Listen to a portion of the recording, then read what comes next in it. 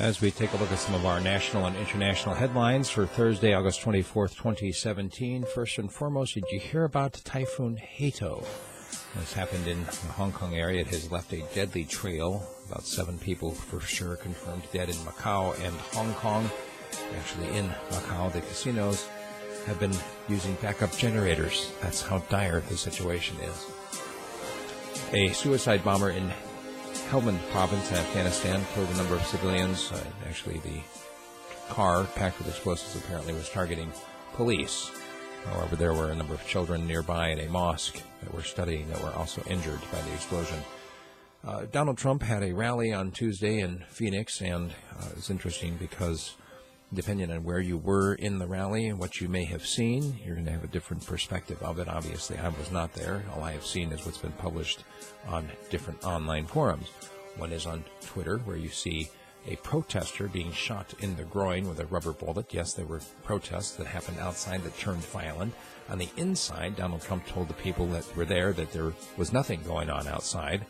And then, of course, all the talking heads talking about what was actually said. James Clapper, former intelligence official, said that it was downright scary and disturbing, and he's wondering if maybe Trump is looking for a way out of the presidency, and he actually openly questioned whether the man is fit to serve in the highest office in the land, especially given what appeared to be kind of an unhinged factor. And here's a man who has access to the nuclear codes.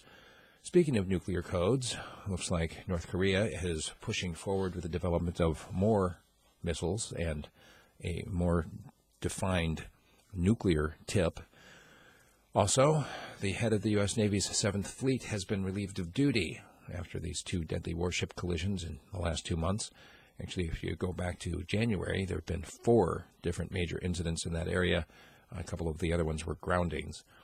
In this particular case, another 10 soldiers either dead or missing, combined with the 7 that were dead from the June collision, and now the top brass have relieved the admiral of his duty.